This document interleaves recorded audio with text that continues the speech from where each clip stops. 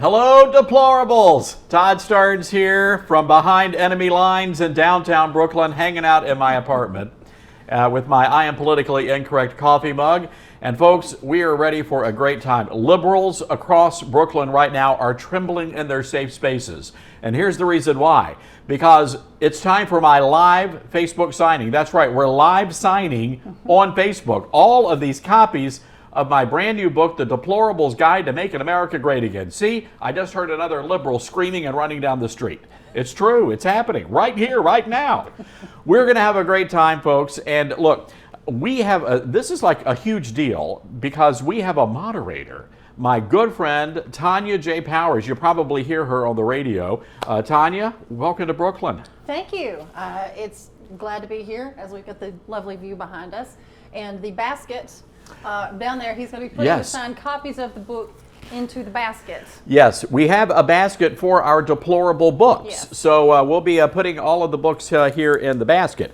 But we've got a lot of great stuff going on tonight. In addition to signing books, we're going to have a lot of fun. And Tanya, tell us what's going to happen tonight. Well, he's going to be signing all these books. And by the way, this looks like a lot of books. This is only a fraction of the amount of books. He's got a lot of homework to do, like a lot of homework to do. And you can get a copy of the book. Starnesbook.com is, of course, one of the places you can get it. There are some links. So as you're following along, we're going to be doing some questions that you guys have already submitted. A lot of the ones also coming through on Facebook. We're going to be monitoring those. So it's going to be a lot of fun for the next hour. And on top of that, I'm very excited about this. We are also taking live calls. Yes. So some of you folks have signed up early enough and you've submitted your telephone numbers. And we're going to be calling you sometime over the next hour live on Facebook. And this is not like NPR, like Carl Castle, so I won't be able to like leave a voicemail message on your answering machine. But or maybe we could. I don't know. Unless NPR has like got that trademark. If you've ever wanted to prank call somebody in Brooklyn, tonight's the night. Oh, this is the night. Yeah. And Hillary's just right over this, just right across the street, I think. So. Well, get to signing. Okay, I'm sorry. Okay, so we're going to go with the first book. We've got to do this. He's going to sign the books. He's got numerous Sharpies in case he runs out. We're all prepared. This is true. All right, so I'm going to be signing. Here's how it's going to work. I'm going to sign. Tanya's going to ask the questions, and you guys comment away, and we'll be answering your questions also on Facebook. This is going to be, they don't do this on MSNBC, people. They do not do this on MSNBC, trust me. All right. Okay, the first question comes from James from Alpharetta, Georgia. Hi, James. He says, why is it when you disagree with a liberal, you automatically are called a racist? He says it's like it's their programmed defense mechanism since they have a difficult time carrying on a logical conversation. Again, this is the question from James. Why are you automatically called a racist? James from Alpharetta. By the way, you guys have an awesome downtown and a great barbecue joint on the square in Alpharetta. I think one of the reasons why, James, is it's really easy to cut short the debate by calling somebody a racist or accusing them of using hate speech. And that certainly seems to be the motive lately by these folks that are taking to the streets and marching and trying to shut down these gatherings. Milo Yiannopoulos over at Berkeley, for example. So they feel like that's the argument that you can't win. So they intentionally go out there and try to label you as a hater or a racist or a Nazi or something like that. Look, James, one of the things that I wrote in the Deplorables Guide are some ideas for how you can debate in spite of all the hate and the anger that's out there, that we really do have to take a stand. So, James, thanks. That's a great question. It's interesting with the way you've written this book, and I'm sure you guys are familiar with Todd's books. If you're not, be sure and check out the rest of them because this is not the first one by any stretch. But when you read the chapters, it's not only a chapter, and by the way, it's full of that southern folksy humor thing that Todd's got going. He's also I don't use big words. He's also got at the end of the chapters marching orders. Explain that, because that's kind of a new twist. Well, Tanya, after our last book, God Bless America, we did not have marching orders. And so people, when they finish reading the book, they're like, we want to do something, but we don't know what to do. So when we put together this book, that was one of the big requests from readers. Give us some things that we can do in our towns and neighborhoods. And the great thing is most of these don't cost any money. For example, one of the things I really encourage moms and dads to do is to take it upon themselves to teach their kids about American history. Don't rely on the public schools. A lot of schools aren't even teaching American history. And quite frankly, some of them are using Common Core, which offers a distorted view of our founding fathers. So one way that you can teach American history is maybe instead of going to the local water park one summer, maybe take a family vacation where you go to historic Williamsburg, or maybe you can take the go walk the Freedom Trail in Boston, or go to Memphis, which is, by the way, our hometown. Holla. Memphis represent. And maybe go check out the Civil Rights Museum in downtown Memphis. So again, I think you bring history alive and you give your kids a reason to love and cherish and defend America. Let's go to the next question. Okay. You've got more signing to do. I do. I signed this one. I'm making sure he signs all of them for y'all. That's my other job here. He doesn't know She it, but really I'm is. the moderator and the security guard for your books. I How feel like I'm can in we study hall? the hall monitor? Judith from Northfield, Minnesota. Hey, Judith. Hi, Judith. She says, how can we strongly advise President Trump to get Laura Ingraham as his press secretary? The current one, this is still from Judith, the current one is a nice fella, but does not have this, this is totally live, guys, by the way. The savvy that she does, plus she's an attorney. A big mistake was to make this make about the lawsuit, and he cannot allow that to continue. Okay, this is a great question. Yeah. Judith, can we get real for just a minute? Anybody watch Saturday Night Live the other night? Melissa McCarthy as Sean Spicer. Folks, that was pretty darn funny. Almost peed myself. I did, I said it, I went there, but it was pretty darn funny. All right. You know what I mean? So I understand what Judith is saying here, and there have been some stories coming out. I'm not quite sure the authenticity, but if we're to believe the reports that are out there, there are some concerns that Sean Spicer may not be necessarily the best fit for that position. And look, we know that President Trump is going to be confrontational with the mainstream media. That's just his shtick. I don't think you're going to have your press secretary doing the same thing. There's got to be a little bit, there's got to be some wiggle room there. Yeah. So that's not a bad idea. He is also doing two jobs, communications director as well as press secretary, so that's hands full. And Laura, we don't want Laura to do it until after she has me on a radio show to talk about this book. So, Kenny thanks, Judith. from Prestonburg, Kentucky says, I downloaded my Kindle copy already and I just ordered a signed copy. Kenny, way to go. Two of them there. I love that you started the book by talking about the movie The Patriot. If a modern day version of that movie were made, who would be the protagonist? Oh, boy, that's a great question. Kenny put some thought into this one now. He sure did. I'm glad Kenny bought an actual soft cover to sign, because I tried signing, on a Kindle once, and yeah, that doesn't it works. It works one time, and that's about it. That's pretty much it. And the whiteout you'd have to put over it. Not good at all. Yeah, that's not good. Yeah. That's a great question. Maybe that's a good question for our Facebook Live, viewers right now. Who would be a good protagonist in a modern day version of The Patriot? I'm thinking Chuck Norris. No. Ooh, I don't know. That's a good thought. What do you think? Maybe everybody else could weigh in on this. Yeah. Let us know who you like. Let's doing this. Maybe Melissa McCarthy. I'm just kidding. She's busy on SNL right now. I have a question for you. I jotted down a couple of things when I was looking at the book, and you have something in here that stuck out to me. And again, the name of the book is The Deplorables Guide to Making America Great Again. And you say in the book that making America great doesn't start at the White House, it starts at your house and mine. Explain that. Whenever you hear people on like cable television talking about, we've got to change America, and the only way we can do that is get a Republican in the White House or get a Democrat in the White House.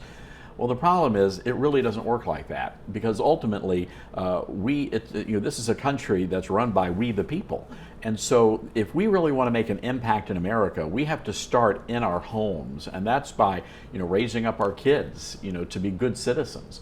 And for too long, I think we've become so polarized, and I think we have to find that middle ground, things we can all agree on. And someone said this earlier today, it may have been Brian Kilmeade on Fox and Friends. He was talking about that one moment in American history just this past year where people can all come together, and it was at the Super Bowl.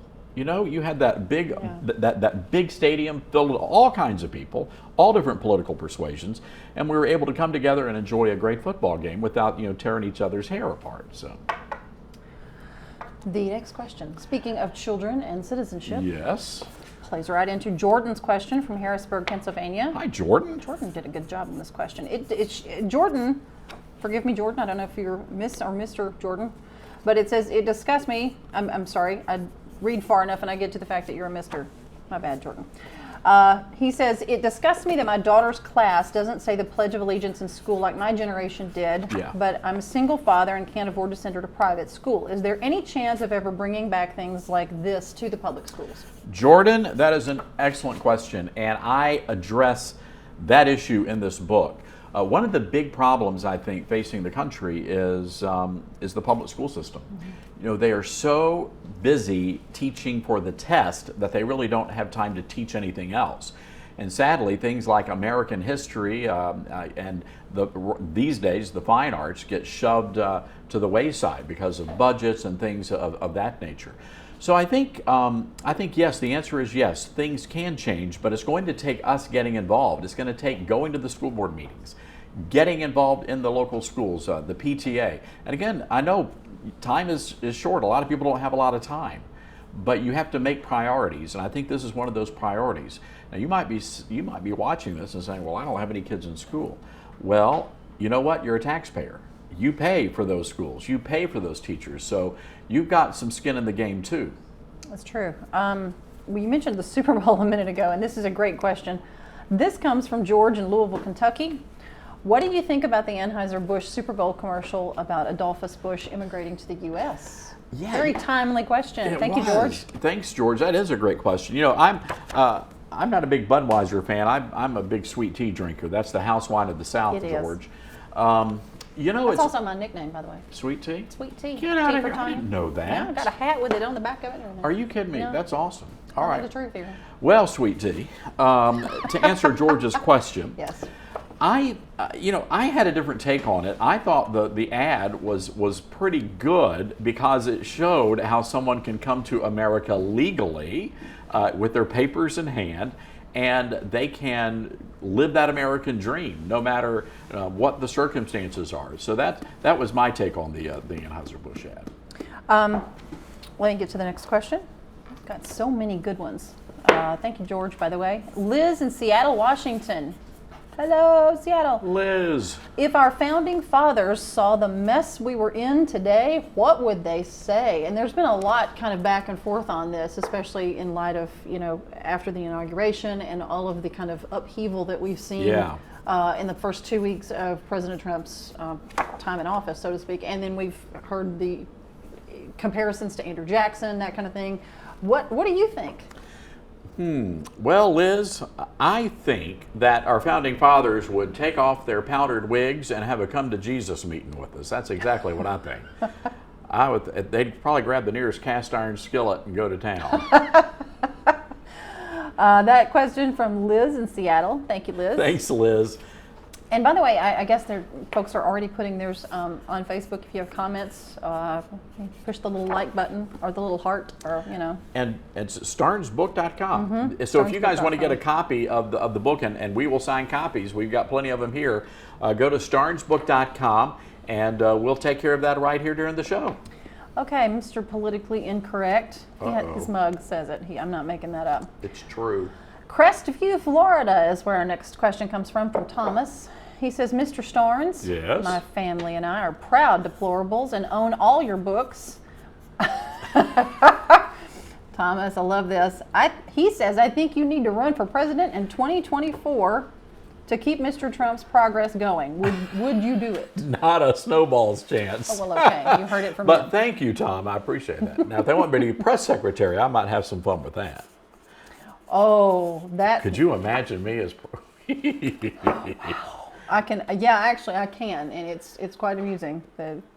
Sit down, Rachel Maddow. Yeah, no questions for you. This would be quite funny. Let's see who we got. Calpurnia from Indianapolis, Indiana. Oh, what a great name. If you compared right now to another year in history, what year would you say? Wow. That's a thinker kind of question. It is. That's a great question. Yeah. There's a lot of turmoil going on right now, and I would imagine if you're looking at the country, if you listen to the mainstream media, you would think the country's pretty divided. But when you look at the map on Election Day, it's not all that divided. I mean, most of the country's bright red, and then you have the cities, Los Angeles and New York and Chicago, Seattle, where you have more of the blue, the blue parts of the country. So I'm not sure the country is terribly divided. So I was going to say maybe pre-Civil War, where you just had this tension in the country. Mm-hmm. I wonder how much of that tension's always been around, but now it's sort of been exaggerated because of social media like Twitter and Facebook. And quite frankly, people don't think much anymore. They just tweet. Yeah. Well, I mean, used to it was harder to get the word out because you could only yell across the back fence at a couple of people. Now you can do it to thousands at a time. I remember early on when we were, the early days of Twitter, mm-hmm. I was going back. You can actually go back and look at have you ever done this? Going back to look at your early Sadly, tweets? Yes. I'd like to think I've gotten better at it, but I'm just not sure. Hello, I don't know what this is. Is this thing on? I think that's what everybody's first one was. Remember, this is weird, Star Trek, like Star Trek 4 when they came back to see at San Francisco, Back to the Future, and they took the computer mouse like, hello, Twitter. Yeah, okay. That's kind of all that to say, I had an early tweet, and I said, "Don't be a twit when you tweet." So I said that. I should have trademarked that. Maybe a nice tattoo. Maybe you not. Could use that. Okay. Yeah. We have a statement, not necessarily a question, from Isaiah in Durham, North Carolina. Oh, wait a second. We've got a phone call. Oh, we have a phone call. Fox News alert. No. Deplorable news alert. We have a phone call. We have a phone call. Oh, I'm sorry. Nancy from Iowa is on the line. Nancy. Nancy. Hi, Nancy. How are you? This is Todd. Oh my God! Hold on. You on my computer. How do I look, Nancy? No, we're just kidding. Should I turn that off? Don't turn it off. So, Nancy, tell us. Actually, if you could mute your computer. Nancy, we're going to ask you to mute your computer so we don't get a lot of the feedback. There we go. Yeah, let me turn it off just a minute here because this is exciting. I didn't realize I'd actually get to talk to you. We are so excited that you called us to hang out with. Nancy, are you a deplorable? I am a very much. I was a deplorable before it became popular. You're one of the originals. I am. You sound like my kind of a. That way too. You sound like my kind of a gal there, Nancy. Well, I sure appreciate you, Todd. The gal who called me a while ago wanted to know what my question was. I really didn't know what I was doing when I filled out after I ordered the book. Just today, I ordered it. I can't wait to get it, your book.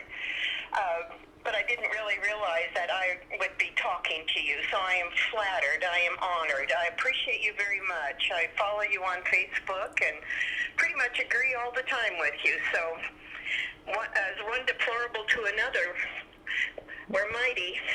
Absolutely, Nancy, and that's the message of the book. Really, is that when we all stand together, we can make a difference in America. And I think that's what happened on Election Day. Yes. Indeed. Nancy, what part of Iowa are you from? I'm on the Missouri border. I'm in south central Iowa. Well, we're going to be about 4 miles from Missouri. We're going to be posting some information about our book tour coming up this spring, but we are planning on doing at least a couple of stops in Iowa. So maybe you'll be able to come over and say hello to us. Well, you'll probably be in Des Moines, probably. I know. Do you know yet? We don't know. I know we're going to be in Waterloo, and we'll probably be in Des Moines. Well, it would be nice if you would come to our area. I'm in a town of about 200 people. Hey, we can make it 201. Nancy, thank you so much for your call, Nancy. I really do enjoy your insights and your faith and how you express yourself. I'll be eager to get my book, and it'll be signed. Is that correct? It will be signed, absolutely. All right, Nancy, thank you so much for the call. Nice. And there was Nancy. Whoops, I think I hung up on Nancy. I'm so sorry, Nancy. Nancy, your book right here. All right, we're going to sign a copy for Nancy. Nancy. Thank you, Aunt Nancy from Iowa. She's a very nice lady. I like Nancy. She's deplorable too. Iowa's a good. That's a good state.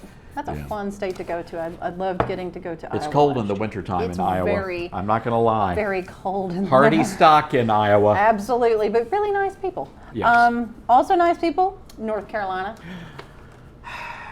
Durham, North Love Carolina. North That is where Isaiah is. And as I was mentioning, we have more of a statement from Isaiah.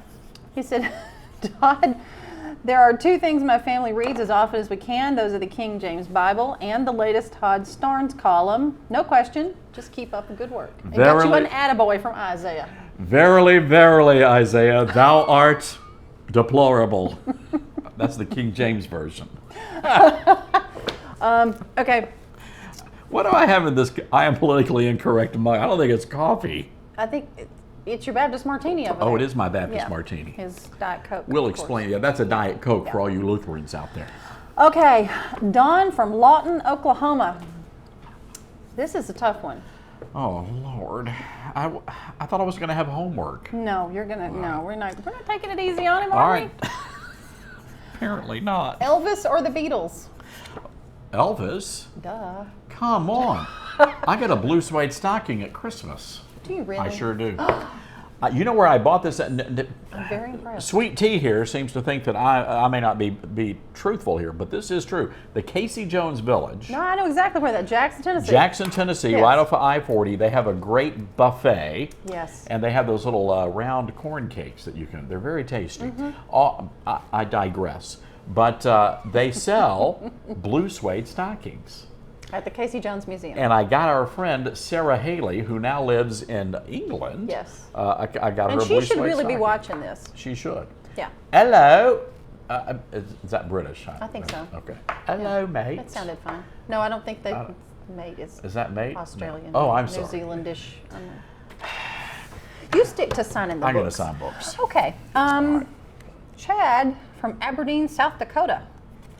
Love the name of the book, Todd. Thank you.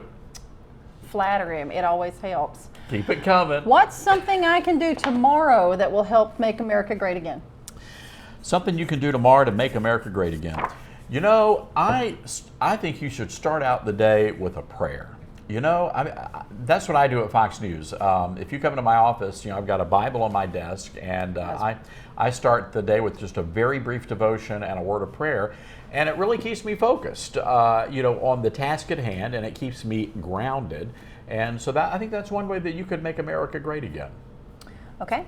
Chad, thank you very much for your question. Good question, Chad. I have another really quick question. You have a chapter in here in the Deplorables Guide to Making America Great Again, and it talks about the election of 2016. Yeah. And quite frankly, I thought the chapter would have been a lot longer than it was.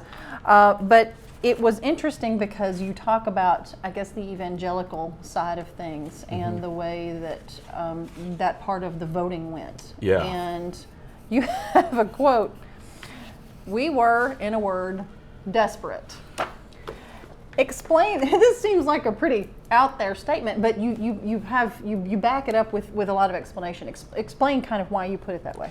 Well, I think one of the big issues facing evangelical voters during the 2016 election was the Supreme Court. And I really believe that Franklin Graham told me in the book that we're at this moral tipping point. Which way are we going to go? And quite frankly, there were a lot of evangelicals who were part of the Never Trump movement who were planning on sitting out the election. And my concern was, if that happened, then Hillary Clinton would win the election. So a Hillary Clinton White House, I believe, would have really come down hard on religious liberty issues. And quite frankly, we would have lost the Supreme Court not just for an election cycle, but for generations. And not just the Supreme Court, but also the federal courts, which we all know, you know, looking at the immigration situation with President Trump, those lower courts are just as important as the Supreme Court. So that's why I think Christians, you know, evangelicals were desperate because they knew this was a do or die election for the country. Okay. We will get back to the questions. Liberty from Lebanon, Mississippi.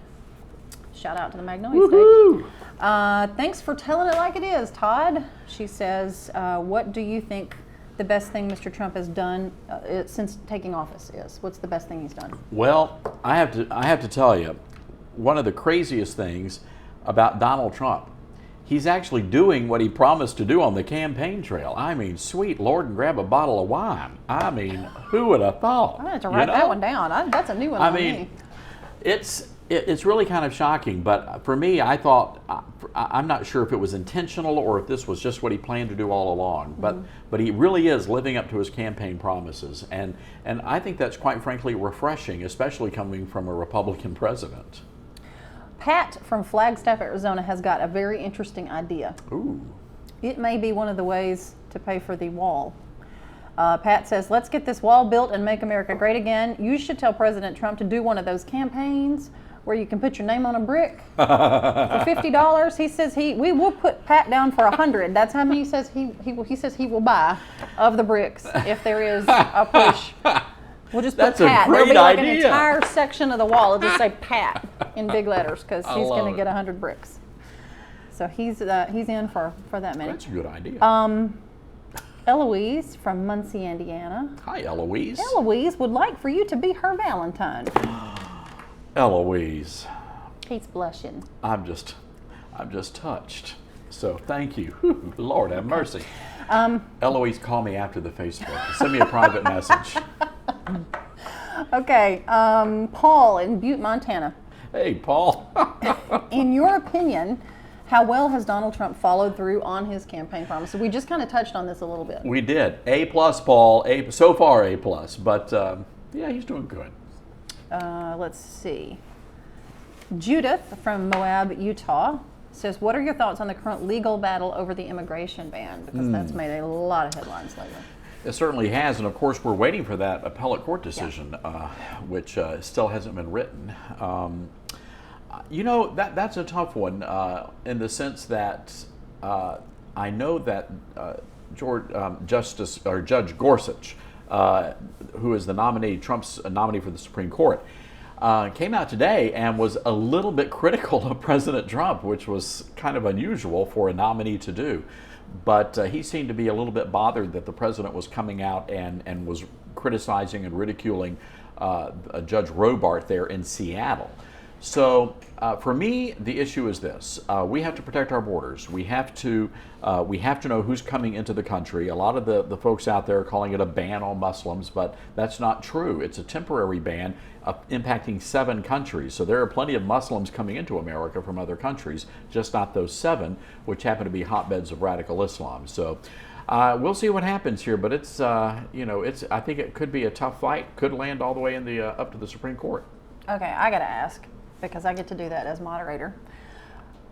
This is called the Deplorables Guide to Making America Great Again. Yeah. This is your new book. It just came out this week. What, yesterday? Yeah, yesterday. Like literally right off the presses. How did you get this thing turned around, written, and in this lovely paperback format here between November the 8th and now? That's like light speed. Tanya, it's amazing what you can do when you drink a jug of sweet tea. Well, okay. And, I mean, it's just like, boom. Put extra sugar in there, and it's just no stopping it. This was a huge project, and we had to do it in such a short amount of time. Mm-hmm. Now, we didn't know the book was coming out. We just didn't know where it was going to go because we didn't know who was going to win the election. So my working title, in case, God forbid Hillary had won, it was titled "We're Doomed America, Your Guide to the Apocalypse." So. Okay. Aren't you glad this is the book title instead, folks? I'm thinking, well, Deplorables, the Deplorables Guide has just a ring to it, Catchy. It's and by the catchy. way, our basket is, hold on, I gotta show this. Have you got it oh, full there? Sweet Lord. These are the books he's been signing in, of course, the Deplorable basket. We got a big basket of deplorable books. Let's get back to our questions. Travis from New Concord, Ohio. Do you ever think us deplorables should buy some land in a remote part of the world and start over? We've gone too far from 1776. I'm just curious. Do we get to pick like an island that we like a really pretty with palm trees? Do we get to start over there? Could we? I know some good land over in Mississippi that might be good. Too. Maybe that's true. Redneck Riviera down in Biloxi, past right. Christiania. So. So Travis, are you in for starting over, or if you know a good realtor, Travis, Travis may be a realtor. That may be his. Country for sale. That may be it. Bring your own Constitution. Let's see. Oh, gosh. Chaz in Colorado Springs, Colorado. Lovely town. Hey, Chaz. Tell Dr. James Dobson we said howdy. Every time, Chaz says, every time failed President Obama goes on TV now, I'm going to donate $10 to a deplorable cause. What are some important political campaigns around the country that us deplorables should be donating to? Putting his money where his mouth is. Yeah, look, that's a great question. You know, I would suggest getting involved locally. You know, support your local candidates. And look, there was a time in America when you had a lot of conservative Democrats, Democrats who were more conservative than some moderate Republicans. And so if you remember the phrase back when I was growing up in the 70s and 80s, you know, you vote for the man and not the party. Well, these days everything is so isolated. Everybody is so, you know, the Democrats are over here, the Republicans are over here, and there's really not many people here in the middle ground. So you have to choose your candidates wisely. And but I'm not beholden to any political party. Most of you folks know that I left the Republican Party last year, so I'm an independent. Alrighty. And by the way, we have a really good question coming up in just a few minutes. Right now we have Dawn. By the way, the good question. Yes. There's some really. I can't wait till you guys hear these. We got Dawn a caller from Georgia is on the line. She just wants to say hi to Todd. Hi, how are you? This is Todd. Hey, Todd, this is Dawn Malone. I'm talking to you from Charleston, South Carolina. Oh, okay. Oh, that is a beautiful town, That is Dawn. not Georgia. Yeah, it is. I'm actually a native of Atlanta, and There we go. I didn't have a question for you, but I want to thank you. I want to thank you for being an incredible Southern voice in the face of what we are all facing right now. Well, Dawn, we really appreciate those kind words. You know, one of the people I used to read growing up back in the South was a guy named Louis Grizzard, who was a Southern humorist. Do you remember Louis? Oh my gosh! Probably my favorite of all time. One of my favorite Bless books. his heart. Bless his heart, yes. Yes. Every Southern woman knows exactly what you meant. Way to go, Dawn. Man is a legend. He wrote one of my favorite books, Don't Bend Over in the Garden, Granny, Them Taters Got Eyes. Yes, Now that's funny, right? You won't see that in the New York Times, Dawn. hell no. Well, Dawn, we sure do appreciate you calling in, and you live in a wonderful city over at Charleston. By the way, Dawn, if you read my book, the first chapter, I actually talk about the First Baptist Church in Charleston, South Carolina, and how it played a very strategic role in winning the Revolutionary War. Yes, it did. It did. Beautiful church there. Dawn, thank you so much for calling in. You are welcome, and I can't wait to get my two autographed books. One of them is going to my sweet, sweet brother, who definitely is all about reading about the God bless America. I actually really wanted to read the Deplorables, and I've ordered both of them today. Wonderful. Well, thank you so much. I think you're going to enjoy it, especially if you enjoyed Lewis. Oh, there's no question of a doubt. The man literally was an icon and a legend, and we miss him terribly. Indeed, indeed. All right, Dawn, thank you so much for calling in. Have a great night. Thanks, Dawn. You have a great night and have a great glass of sweet tea for me. I will do that. Thanks, Dawn. Oh, my goodness. You know, Megan from Houston, Texas, Yes? wants to know if you could have dinner with anyone dead or alive, who would it be? Love this question, Preferably Megan. someone live. Well, so that, true. You unless have to they order less the other yeah, way. that's- But all right, who, let's see. You know, I would love to have dinner. This is who I would love to have dinner with. yes. Louis Grizzard, Irma Bombeck, and Molly Ivins.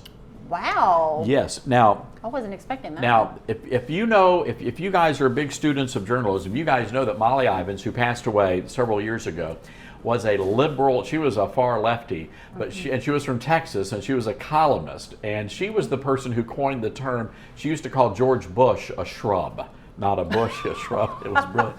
But here's the thing about Molly Ivins. I didn't realize it's terrible. that.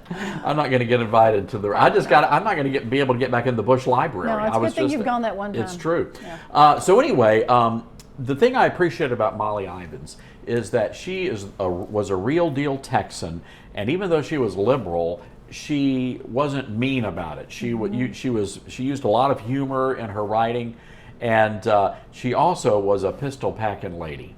She was a big supporter of gun rights, and so I just found her to be fascinating. But I think having dinner with those three, that might be pretty epic.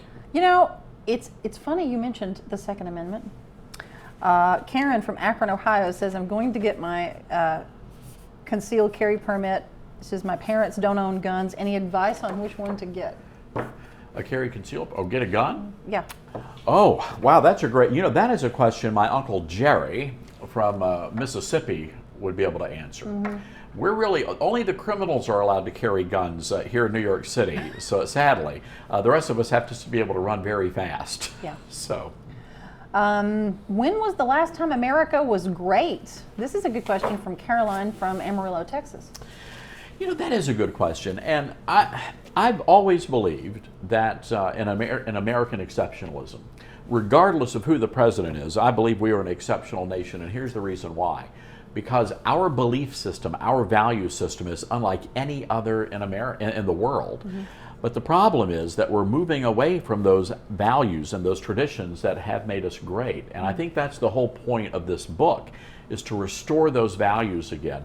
The idea that you can come to this country and you can go to church on Sunday, and it doesn't have to be a government-run church, or you can stay home on Sunday and not go to church. It's however you want to live your life. That's the kind of I think those are the things that make America great again.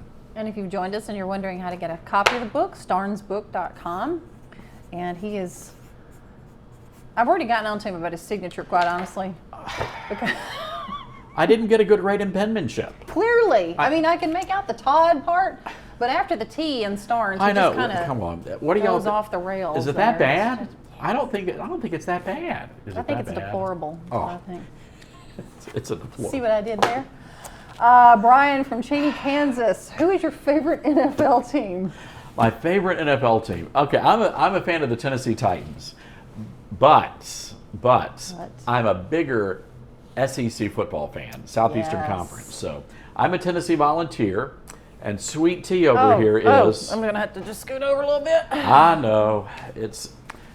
You tell her who you are. I spent a long time in Tennessee, so but I'm not a Vols fan. I'm an Ole Miss Rebel. So Hotty Toddy. We don't exactly get along with the Vols, but I have a funny story about Hotty Toddy. Can I tell this story? Is that Honey, is it's that your allowed? hour. Go right ahead. So I was wearing a Hotty Toddy T-shirt, and of course that's the rally cry at Ole Miss. Yes. I was wearing that T-shirt in the Fox News gym, and someone thought I was being pretentious. They thought the shirt was directed at me. I was hot. Did you do the cheer for them?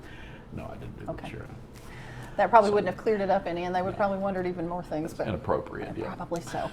Okay, John from Wichita, Kansas doesn't have a question. He says he's just happy to buy the book of one of the last God-fearing men in media. Well, thank you, John. Hey, John, March 9th, I'm coming to Wichita, Kansas, and we're doing a big event there at the Crown Theater, March 9th. Ooh, nice. We are going to be getting, I may do the Boot Scoot and Boogie. Wichita, Kansas. Can you show us any of that? This is Brooklyn. I don't think he's allowed to do that. I need another couple of Baptist martinis before I do that. Okay. What is your favorite memory of working at Fox? This is from Steve in Charleston, West Virginia. Steve, great question. Getting hired was the best memory. Getting that paycheck was the second best memory. I don't know. No, seriously. This was one of my best memories. Was when I was asked to be our embedded reporter with the Obama campaign back in 2007. So I got to travel with the president and his team, and for me it was just really one of those moments where you realize that your job is to document history. I mean, Tanya, we're journalists. Yep. We write the first draft of history. Of course, now I'm a commentator. I'm not a reporter anymore. But those are some really fun days, and it was really neat to be there and to experience America firsthand. It was a pretty awesome experience. Yeah, that would have to be right up there. Yeah. That's one of the coolest things you've gotten to do, probably. There's a great picture on our Facebook page. Y'all kind of look around in the photos, and you'll see it. I fell asleep on the plane once, and this is a true story. There's photo evidence. Fell asleep, and so the president could not get off the plane. Well, he was then senator. Could not get off the plane until everybody else had gotten off, and I was the last person on the plane. Oh. So there's this great picture of all of these photographers down at the base of the airplane, and you know the reason they're down there is in case the president or the candidate slips and falls. You know, they want to be able to get those pictures as they're tumbling down. And so there I am on the stairwell of the plane coming down, and what I'm doing, I'm literally looking down at each step to make sure I don't fall. And then then President Obama is directly behind me. He's it's like waiting for you to move. I thought he was going to shove me. No, he was very nice, very nice. Stephanie from Waterville, Maine says, oh, this is a really good question, Stephanie. If you could go back and give your 20-year-old self one piece of advice, what would it be? That is a great question. Pork really isn't the other white meat. Yeah. It's true. Barbecue. I'm a big barbecue fan. And the TV commercial says it is, but it's not. We it's not really like amped chicken. this up a little more than I thought we were going to get. So here's Stephanie. I'm really sorry. No, Stephanie. It's a great question. And by the way, Stephanie, I hope you listen to WLOB, which is our news talk affiliate, the in Lobster Portland, Radio Network. The Big Lobster. Yep. They're in Maine. So, yeah. You know, I think I would tell my 20-year-old self to enjoy life. You know, take a little, slow down just a few steps and just take it all in. That is really good advice. That is some of the best advice that was ever given to me. And sadly, I didn't get it when I was 20, but yeah, that's really good advice. Slow down. Baptist martini. Take it all in. Sure, that's what's in there. Let me go ahead and get you another question here. What? I'm Baptist. We don't live and drink grape juice past the expiration date. I know that. We're afraid fermentation might set in. He really is politically incorrect, y'all. This try is not to be. making this up at all. This is not a prop. This is actually his mug. This is actually his house, too, by the way. It is. With that view. Don't tell him where I live. I didn't. Well, you're the one who said we were in Brooklyn. We're incognito. Oh, wait a second. I did, didn't I? Yeah. Whoops. Guys, just can't remember nothing. Do you think we've seen the last of the Clintons? Who? Byron of Thomasville, Georgia says he would pray for that every night. Well, Byron, that's good. The question is, if a Clinton walks in the woods, no, I'm just kidding. Well, she was taking walks in the woods. She was with her taking walks in dogs, the yes, woods, and she would randomly run into neighbors with photographers in tow. I mean, it was completely. I think somebody had an iPhone. It was by chance. Well, maybe they did have an Yeah. iPhone. That's all right. They're really good now. Yeah, there's been some rumors that she might run for mayor of New York City. There have been. That's the rumor. So There's a whole crop of people who are trying to get her to. Yeah. That's true. Jen in Jackson, Mississippi would like to know, what do you do at the end of the day to relax? Okay, this is a great question. Yes, actually. I'm interested in hearing this myself because this man goes 24/7. I'd like to know when he actually relaxes. So at the end of the day, Jim, when I come back home, I write books like this. But I'm a huge movie buff, and so we have a really great movie theater here. And so I'll usually go to the movies. Just saw a great film, Jackie. If you guys want to see a great film, it's amazing. Also love to watch TV, and I'm a huge fan of the TV show Fixer Upper. Oh. And I told my publisher, we have to go to Waco. And he goes, well, we'll have to find a book signing. I'm like, no, I want to go to Waco to go to Magnolia store. Chip and Joanna. Chip and Joanna. Yes. Get something for the apartment here in Brooklyn. Oh, yeah. You totally. You should just Joanna. have them over and let them do their Fix thing. her up. Fix it up. Fix it up. Oh, Chip, Joanna, call me. Send me a private message. Absolutely. We'll sign a book for you. He won't be your Valentine. He's already promised to Eloise, but I'm not going to let you forget that. Eloise is mighty attractive. February the 14th is coming Not gonna up. lie. Deplorable book would make a good gift. I'm just saying. StarnesBook.com. Be my deplorable.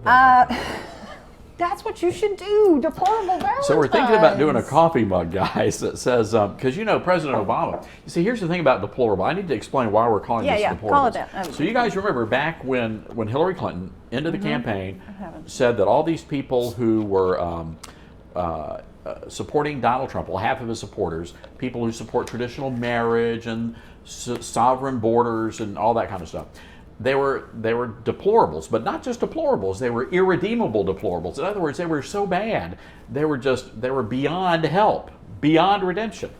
So it was very similar to what President Obama said back in 2007.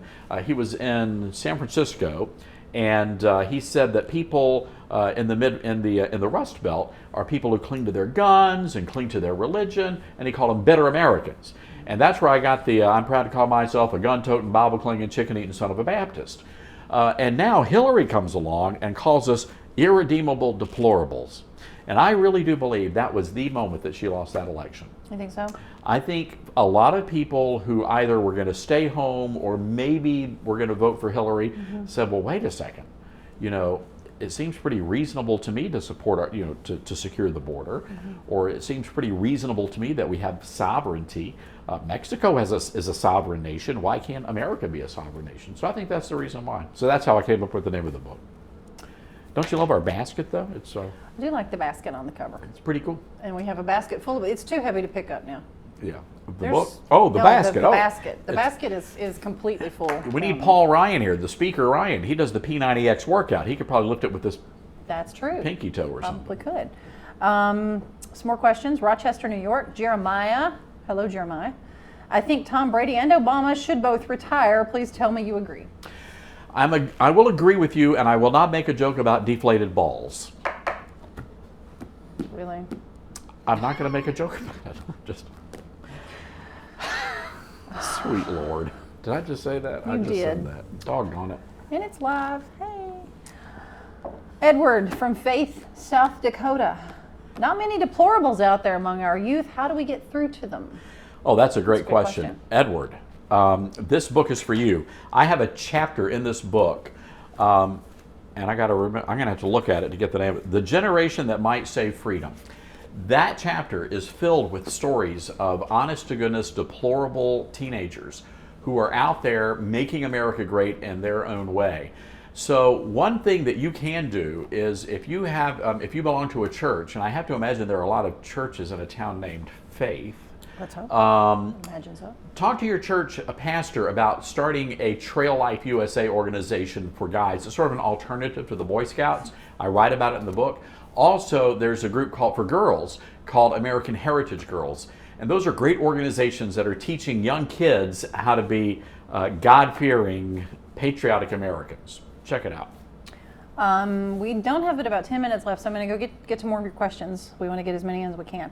Jackson from Bakersfield, California says, I was watching fake news MSNBC the other day, and they were saying that Trump is already the worst president in U.S. history. Do you think he's going to end up actually being the best president in U.S. history? Well, I think there's a 50-50 chance. I mean, but if he keeps doing what he's doing, I think he's going to be a great president. The most important thing the president needs to do, though, is really provide an atmosphere to create jobs in the inner city, and also do something about those failing schools. And I think that if he does that, Tanya, then I think he's going to be a great president. I suspect he is going to make the Republican Party a big tent party again. And if he could do that. Let's move to Dylan from Lexington, Kentucky. I just want to note for the record, I did not type this. Dylan from Lexington, Kentucky did. Who are your favorite people to work with at Fox, and why? Well, Dylan, I have to say my favorite person to work for in all the world is my colleague, Tanya J. Powers. I didn't pay him to say that or anything. I have to, all right, people always freak out when I answer this question. Yeah. But one of the nicest people at Fox News is Alan Colmes, who is our in-house liberal. And he is just the nicest guy. It says it on his door right there. It does, closet, yeah. It does. But anyway, I just love Alan. He's a great guy. But look, Sean Hannity, just a real deal. And honestly, when you look at the people on Fox News, what you see on TV is what you get in real life, I think, you know, and there's really not a lot of pretense in our building, and I appreciate that. She's really nice, though. Good cook. That's true. One of these days we're going to do a Facebook Live video where we cook, because he needs to learn how to make biscuits correctly. I do. I'm trying not to judge him on the fact that he doesn't know how. I don't know how to The make internet biscuits. has been overrun. Now, this is from John, by the way, from Sandersville, Georgia. John. The internet has been overrun by all the liberal fake news and propaganda. Do you ever think we'd be better off if the internet didn't exist? Well, you'd be missing us here for one thing. That's true. Facebook Live would be difficult. It's true, it would. So, Have to yell a lot louder. you know, John, I'm sure people were wondering about that when they started radio back, you know, in the turn of the last century, or, you know, when TV came up. So I think it's just really a way of figuring out how to manage your time. Look, journalism, it's really interesting. Journalism didn't really used to be a white collar profession. It was a blue collar, you know, profession. Right. And those newsrooms, really, newspapers were really started to sell advertising as opposed to news. And so the news came along as an afterthought. So I think we're going to be okay. Mary from Ocala, Florida Hi, Mary. says, what inspired you to write this book? Well, Mary, I love writing, and I love America, and I really, you know, hearing from you guys on Facebook, many of you ask the same question. You say you feel like you're all alone out there. And so I wanted to write this book to let you know that you're not all alone, and that there's a whole mess of deplorable people across America. And when we stand together, we can facilitate change. You know, earlier we were talking about someone asked you what you do to relax at the end of the day. I don't think the average Todd Starnes reader or listener may understand just how long your days are.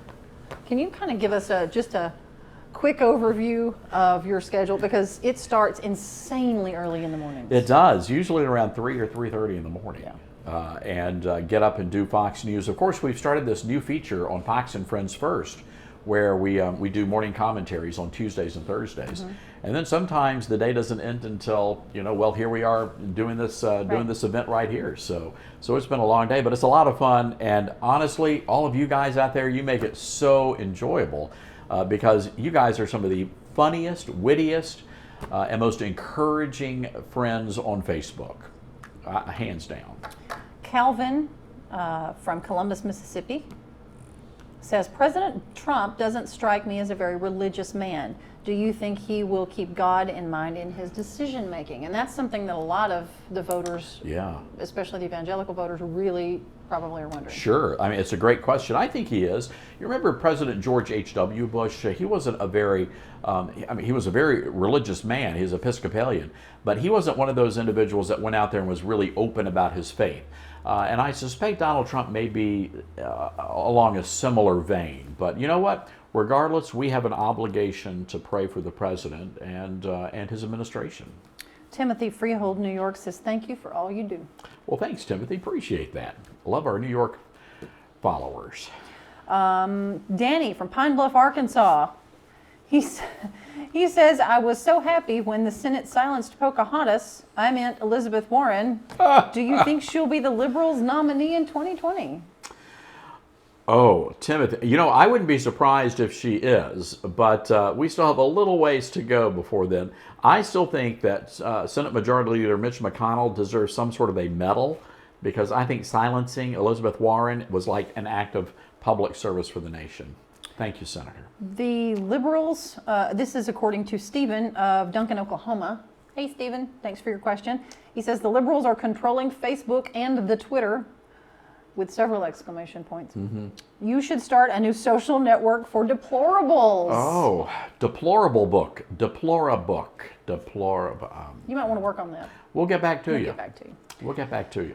That's Troy, Alabama is where Carter is writing from, and says, Todd, this is a great idea. Todd, you should write a book for children. I'm trying to help my 7-year-old memorize the Constitution. It's hard to get him to understand it. That's a great idea. That's a great idea, yeah. Okay. We'll do that. Got your Are you writing all these assignments down? You got Eloise the Valentine. Don't forget her on 14th.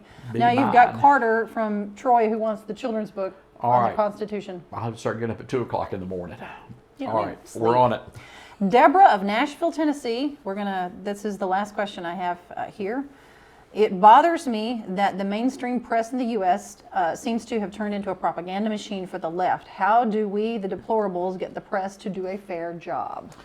Well, the best way is to watch Fox News because we are fair and balanced. And I say that and I smile and chuckle, but it really is true.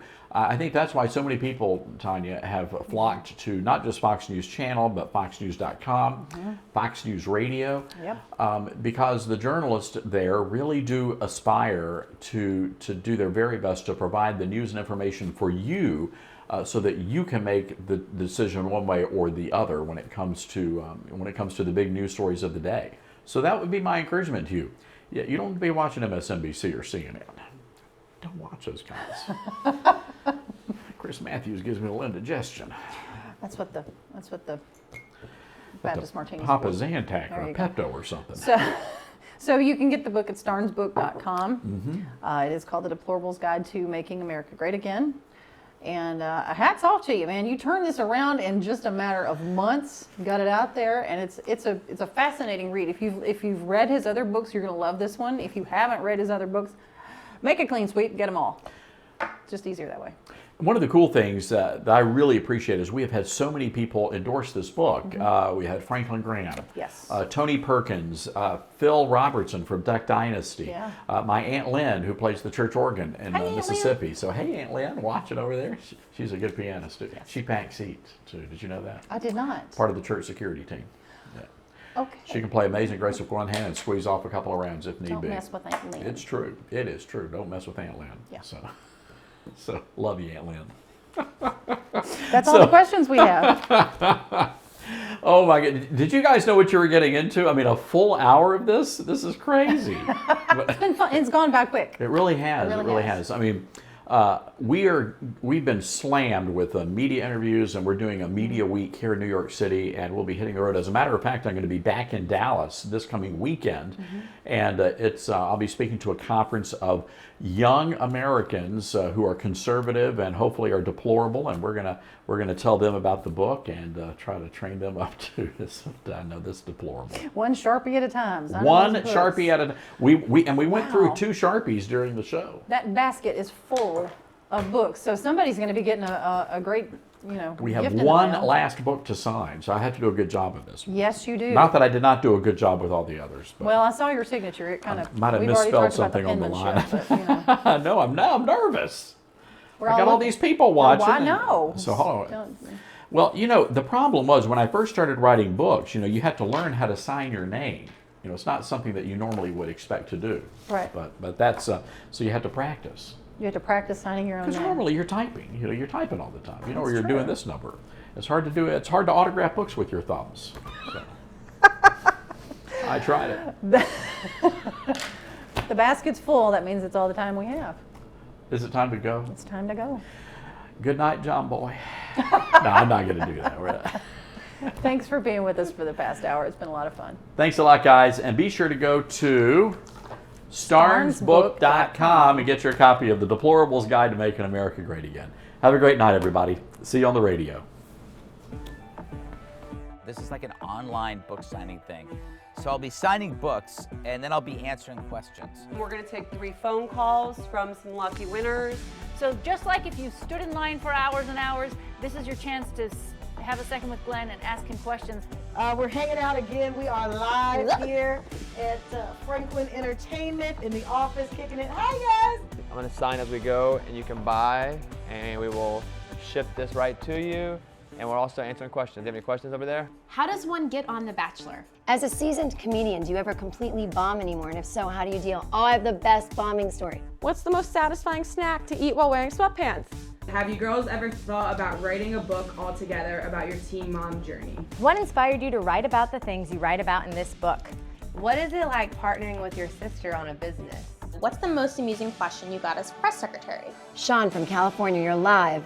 I would love to know what your favorite story that you covered for Inside Edition is. I'm wondering, what do you do for you personally to recharge and refresh yourself? I wanted to know what it was like seeing the stash plan for the first time when it was like a book and you had a copy of it. I think I started crying, actually. You did. You got emotional. I had yeah. like pure happiness. It was a wonderful moment.